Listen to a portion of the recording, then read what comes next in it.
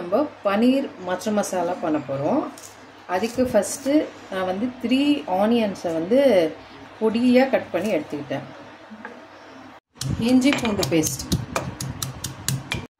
4 டொமேட்டோவை எடுத்து கட் பண்ணிவிட்டு இதை மிக்சியில் வந்து டொமேட்டோ பேஸ்ட்டை அரைக்க போகிறோம்.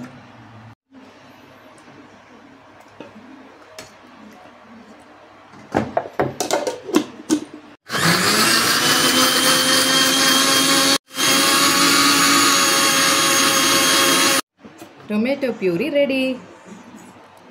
இந்த பக்கம் ஃப்ரெஷ் பச்சை பட்டாணி உரிச்சதை தனியாக வேக வச்சிட்ருக்கேன். 3 டீஸ்பூன் கடலெண்ணெய். இப்போ நம்ம பண்ணுறது பன்னீர் மட்டர் மசாலா. இது வந்து ஹைலி ப்ரோட்டீன். மட்டர்னா பச்சை பட்டாணியும் வந்து ப்ரோட்டீன், பன்னீரும் highly protein. Very good for our health.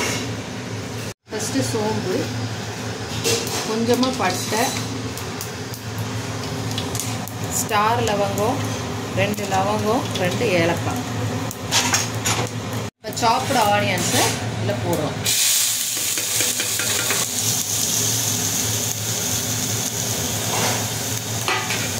High ஃப்ளேமில் வச்சுட்டு இது 7 to 10 minutes நல்லா கோல்டன் ப்ரௌன் வர வரைக்கும் ஃப்ரை பண்ணணும். ஆனியன் நல்லா ஃப்ரை ஆகிடுச்சு. இஞ்சி பூண்டு பேஸ்ட்டு போடும்.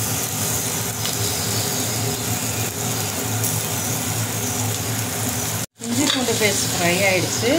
இப்போ அரைச்சி வச்ச டொமேட்டோ பேஸ்ட்டை இதில் ஆட் பண்ணி இதை ஒரு 5 minutes நல்லா வதக்கணும்.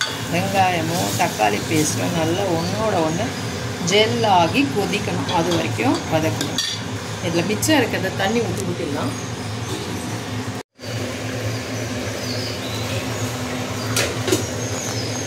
இந்த கிரேவியில் கொஞ்சமாக 1/2 ஸ்பூன் மஞ்சள்தூள்,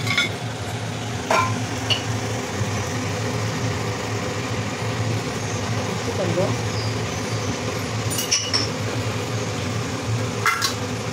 மிளகாத்தூள், தனியாத்தூள் தனியாகவும் போடலாம்.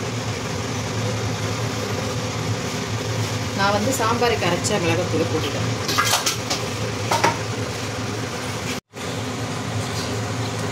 இந்த மிளகாத்தூள் வாசனை போகிறதுக்கு ஒரு 5 minutes ஆகும். நல்லா ஃப்ரை ஆகும். இப்போ இது வந்து நல்லா திக்காகி வர வரைக்கும் நம்ம வந்து ஃப்ரை பண்ணணும். இப்போ இதுதான் வந்து பேசிக் கிரேவி. இப்போ இந்த கிரேவிலே வந்து ஆலு கோபி எல்லாம் போட்டால் ஆலு கோபி மசாலா, வெஜிடபிள்ஸ் ஆட் பண்ணோன்னா கடாய் வெஜிடபிள்ஸு. ஸோ இது வந்து நார்த் இந்தியன் டிஷ்ஷஸ்க்கான பேசிக் கிரேவி. இது இந்த கிரேவி வந்து நல்லா ஃப்ரை ஆகிடுச்சு, வதக்கிடுச்சு. நம்ம வந்து வேக வச்ச பட்டாணியை இதில் சேர்த்துக்கலாம்.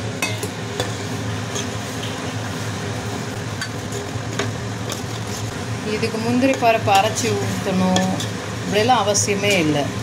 அதுக்கு பதிலாக ஃப்ரெஷ் க்ரீம் கூட ஆட் பண்ணலாம். ஃப்ரெஷ் க்ரீம் இல்லைனா சுண்டை காய்ச்சினா பால் ஆட் பண்ணலாம். பன்னீர் வச்சுருக்கோம், அதையும் ஆட் பண்ணிக்கலாம். வந்து இது வந்து ட்ரையான வெந்தயக்கீரை, அதாவது கசூரி மேத்தி, இது கொஞ்சமாக ஆட் பண்ணிக்கலாம்.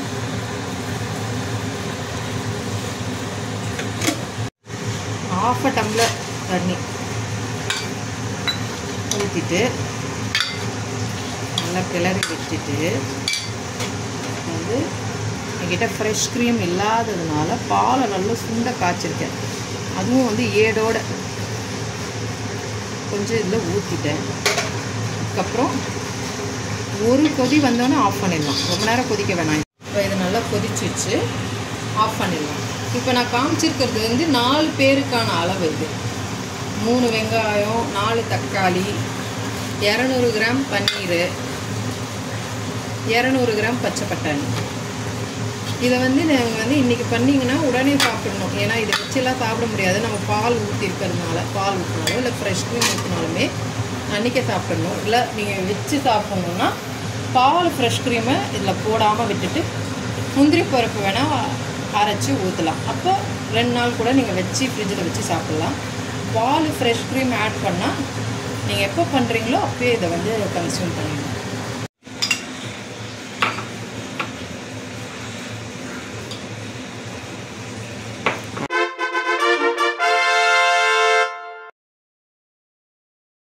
பன்னீர் மட்டர் மசாலா ரெடி.